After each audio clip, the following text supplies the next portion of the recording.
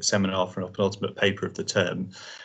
We're really delighted to have Professor Nyamnjoh with us from UCT, from the University of Cape Town, who's going to be talking about Chinua Achebe.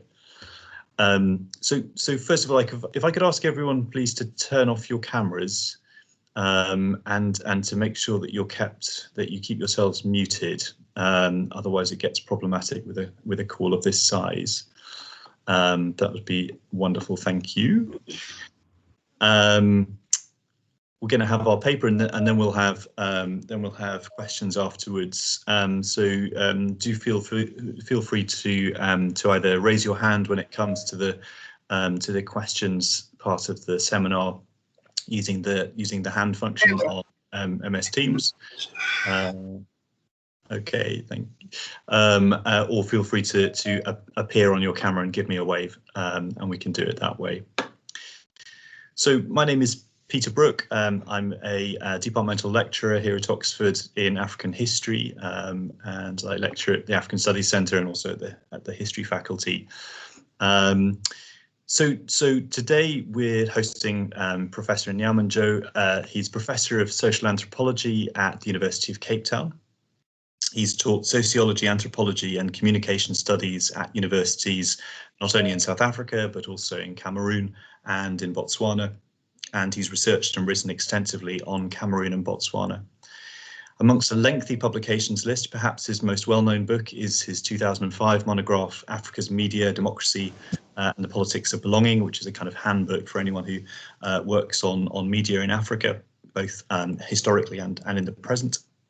He's also written about a number of other subjects, including cannibalism.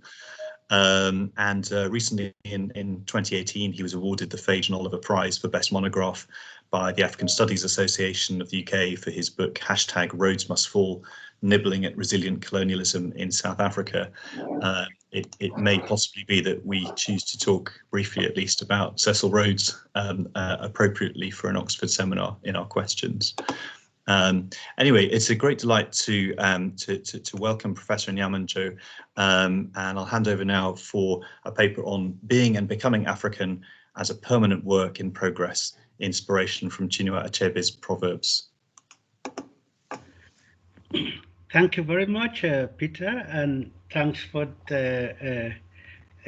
persuading me to be part of this important seminar series. It's an honor. I always, at any given time, if I can, want to be associated with Oxford.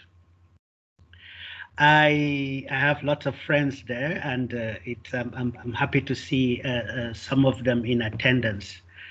I have pre-circulated a paper, at least the highlights of the paper, through Peter, and I hope that you would read it eventually to get the substance of what I would like to highlight in what I really want to make this seminar about, a conversation on some of the issues I think are important, especially at this moment. And it's a moment when we are asking questions. In past week, I attended two conferences, one organized by the University of Westminster and the other by SOAS, on decolonization and collaboration in research, knowledge production, and so on. So these are topical issues, and I have decided to talk on Achebe because I think he has a thing or two to contribute to this conversation, and the first is and that's the reason why I suggested this topic. I may as well have given a topic on roads and monuments and statues and all the like, but I thought this is important, which is being and becoming African as a permanent work in progress. and how Achebe's use of Proverbs inspires us to appreciate African identities as dynamic, as constantly enriching themselves in various ways. And the one thing that one immediately gets from Achebe's embrace of Igbo value systems or ideas of the world and representations of the world is the saying and practices around the idea that no condition is permanent. When you speak with Igbo persons that you meet anywhere, after 2 or 3 phrases, you are most likely to hear something that amounts to no condition is permanent. And if you have the opportunity of visiting Igbo land, parts of Igbo, as I have had the opportunity to do because of my friends in the Cameroon, northwest and southwest Cameroon area, you become very familiar with this sense of dynamism that they take dearly. And in Achebe's works, this aspect of incompleteness and dynamism is constant. If no condition is permanent, it suggests that nothing is complete. Nothing can rest on its laurels. Nothing is ever such that you can say it has attained the pinnacle of perfection, and you can then rest assured that it wouldn't change anymore. So change is a constant. And Achebe demonstrated this superbly in his borrowings and adaptation of Igbo proverbs. And if you see, even the idea of change, the proverb is not immune to it. The proverb is such that can be used, is used in a flexible, dynamic way, and can be appropriated by different users in the same conversation in fascinating ways. So to make different points, and I think that aspect of incompleteness, I would suggest, is very important for us to take on board as we are looking for what template of knowledge production representing African epistemologies informed by African ontologies and so on and so forth, and how we can get it right in terms of knowledge production. I would suggest we take seriously this idea of incompleteness, which comes through repeatedly in Achebe's works, and I would suggest in many other works. If I were giving this talk on Amos Tutuola, it would be exactly the same, and the incompleteness at the core. But incompleteness, I would hasten to say, not as something we should be shy, we should be apologetic about, not as something that suggests that you fall short. Instead, it is a universal, it is a disposition that equips you to be able to reach out and enhance yourself through various forms of self-activation, through various forms of motion and mobility and interaction with others. So with the idea of incompleteness comes the idea of mobility. And again, when you listen and read Achebe, whether his novels or his essays, this issue of mobility is played and replayed and replayed very effectively to demonstrate that without mobility, we will be lost and dead completely in our incompleteness. We will be frozen to the point of being eliminated, being completely incapable of life. So thanks to mobility, we are able to almost like defrost or activate our incompleteness to be able to achieve, to be able to reach out there and fulfill ourselves to the extent possible. And that fulfillment, since we the Igbo from which Achebe draws his wisdom already have a lots of proverbs to the effect that that no condition is permanent. It also preempts and warns us against mistaking our temporary self-fulfillment as the attainment of completeness. So even as he and the world he draws on pushes us to be mobile in order to enhance ourselves, they disabuse us almost immediately of any ambitions of permanence, in our sense of completeness. So basically, they tell us you are free to rise and excel, to fulfill yourself, but do not delude yourself that the moment of enhancement that you have acquired amounts to completeness, lest you become violent and start violating others and their humanities. And it is a very interesting lesson, given that Achebe and the Igbo society he was writing from have a long experience at people and other communities that use exactly this idea of mobility to fulfill themselves, but by deluding themselves that completeness was possible. And that completeness they acquire at a terrible price of endangering and dispossessing others in ways that we are all too familiar with.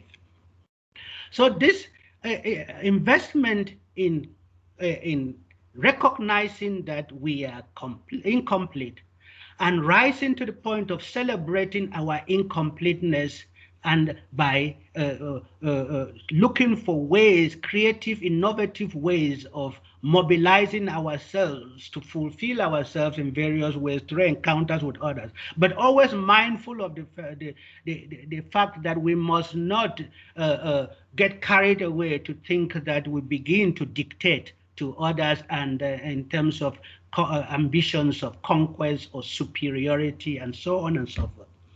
And there is a very good one of the proverbs that Achebe adopts and adapts from his Igbo community to this effect is the proverb around the dancing masquerade. And he likens the world to a mask dancing. And says that if you really want to observe this mask to the fullest and to be able to take in that dance with all the complexity and nuances of a nimble-footed dancing masquerade, you really have to keep pace with it. You move with it, and if you move with it and you are not stubborn and fixated in one spot, you will take in the fullness of that dance. And the dancing masquerade fails if it relents. The idea is never to stop, always going, and so on and so forth. So this sense of never sitting at one point where you say, I've achieved the pinnacle of whatever ambitions I set for myself, and therefore I can rest, is considered something that one must not do. And so you have that sense, which I think can be very useful already. Just this idea of incompleteness, the idea of mobility, and the idea of encounters with others. Because when the masquerade dances, it moves from one place to another. And that movement does not leave it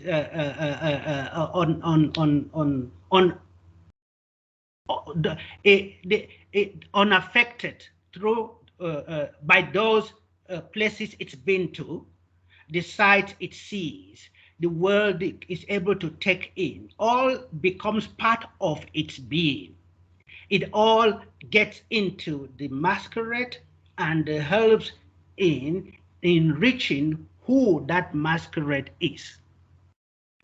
And in many ways, you could take Chinua Achebe as an exemplar of what he writes about, this dancing masquerade. His life in many ways was like the dancing masquerade. This taking yourself into various places with your dance, and at the same time bringing the world that you have encountered through that process, that you elaborate dance, back with you, blending it into you and becoming something more than what you started with originally. So this open-endedness is a very useful way of seeing ambitions, even as you may talk in terms of essences. The essences are not, one is not determined by those essences or confined to them, but there's always opening out to enrich oneself through one's mobility, one's encounters with others, and always a sense of humility in that regard. So while Achebe recognized the importance of encounters and all of the like, he also equally tried to emphasize the idea of humility and to disabuse us of winner takes all. If you notice his criticism of colonialism and imperialism of all the others, it wasn't so much that in the dance of incompletenesses, you cannot learn from the other to enrich yourself. It was more that in that dance, you came across people who were so intoxicated with ambitions of dominance that they reduced a dance that would otherwise have been very productive and mutually enriching to a one-dimensional conquest-driven exploit. And he felt terribly insulted by that sort of thing, because he, like many other writers of his generation, it was almost as if those animated by these ambitions of dominance were determined to ignore the fact that they became who they were thanks to the relationships that they had with others. For example, relationships of subordination, relationships of disposition, relationships of infantilization, and so on and so forth, made you tall in those encounters, and you could leave them with the self-delusion that you were self-made, and so on and so forth. So both him and someone like Amos Tutuola, in whom I'm equally interested, emphasize the idea of the importance of debt and indebtedness. And you see it, if you start your life as an incomplete being, like we all are, incompleteness is universal. And through your mobility, you encounter others who are equally incomplete. But since incompleteness is not uniform and standardized and routinized, they enhance you with their incompleteness just as you enhance them with yours. Then you should instead of canceling out the other, acknowledge your debt and indebtedness to one another. And that acknowledgement means that everyone is a winner and no one is a loser. It also means that power is not permanently with the person who has a temporary victory. It makes it much more interesting in being able to account for the story of the encounter in a way that captures the various facets. I talked about the nuanced complexities of the dancing masquerade. So this, again, is what Achebe emphasized. And I would suggest that if you take a very quick look just at his life, he lived this particular metaphor or this particular proverb of a dancing masquerade. First, from his infant years, his father was a missionary, one of the in the apostolic church, where he moved around for almost 34 years or so, converting various, preaching the word of God in various parts of Igbo land. And his son was born with an Igbo name, took on the name of Albert, which was considered to be a very important name to somebody close to royalty at the time.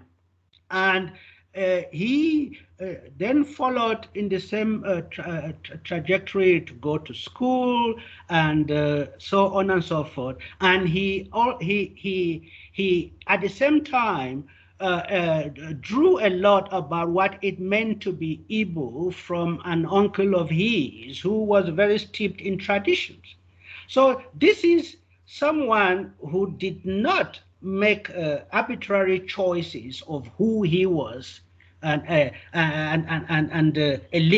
eliminate every other possible influence. In his incompleteness and mobility, he allowed different forces and different encounters to shape him.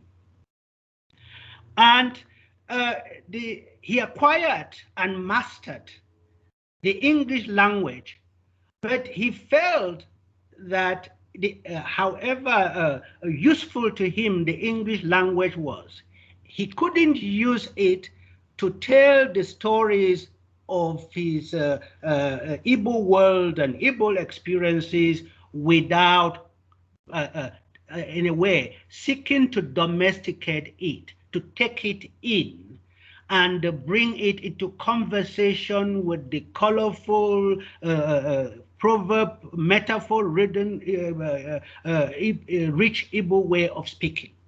And it wasn't just as if taking English and feeding it with Igbo. Even the Igbo, if you notice, one of the contributors to the book that we have written on Proverbs with this title is a professor at in Abakaliki, who has painstakingly documented the life of a proverb hunter, a female proverb hunter, one who felt that these rich Igbo proverbs needed to be harnessed, harvested, and preserved for future use.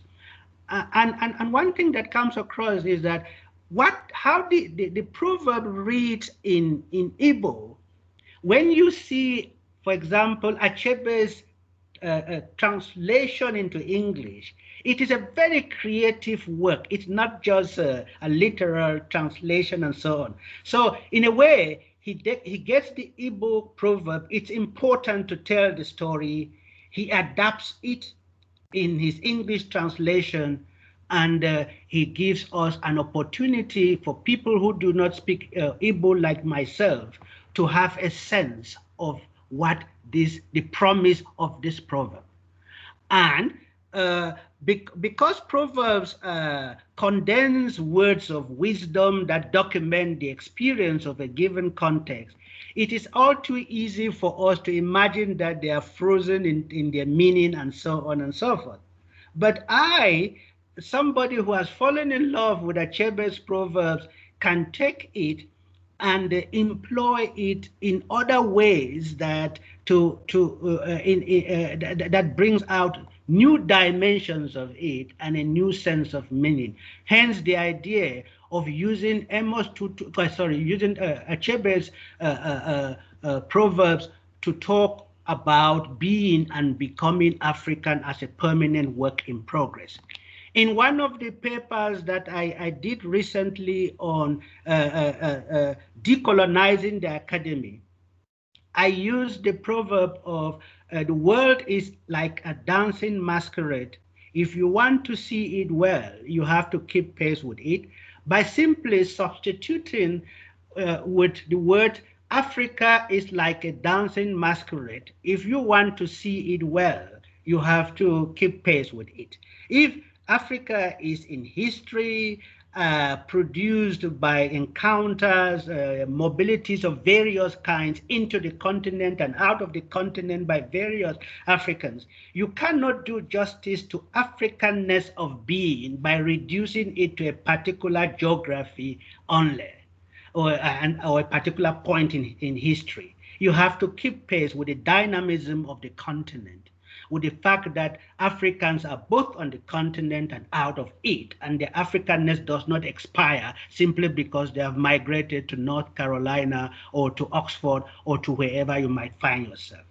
So this brings me to another point, in that both Achebe and the Proverbs he uses and our idea of being and becoming African can as a result of mobility and encounters with others, leads me to see these things more in terms of compositeness of being.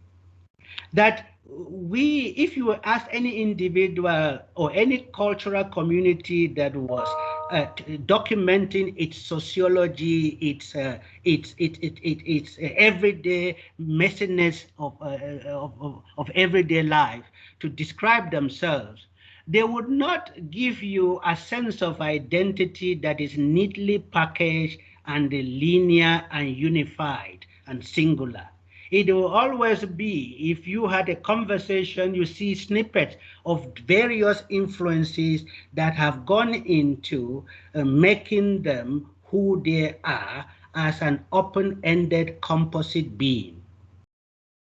And this compositeness is exciting to me in coming, if we are looking for innovative ways of decolonization of knowledge production that do not simply imply unraveling like the skull in Amos Tutuola's The Palm Wine Drinkard.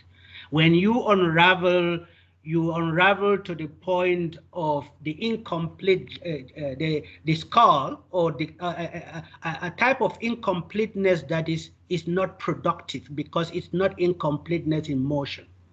Any incompleteness in motion is incompleteness that leads to encounters. Those encounters affect you just as you rub off them, and it makes a composite being of you. So I think that we should see, while these proverbs are useful for us thinking Africa in such flexible terms, the idea of compositeness is also useful in seeing how the meaning of those proverbs keeps being enriched or with new encounters, and that unlike a text that is frozen in meaning, however much an author would wish, a proverb is always becoming, as well as those societies that it shapes and seeks to speak for.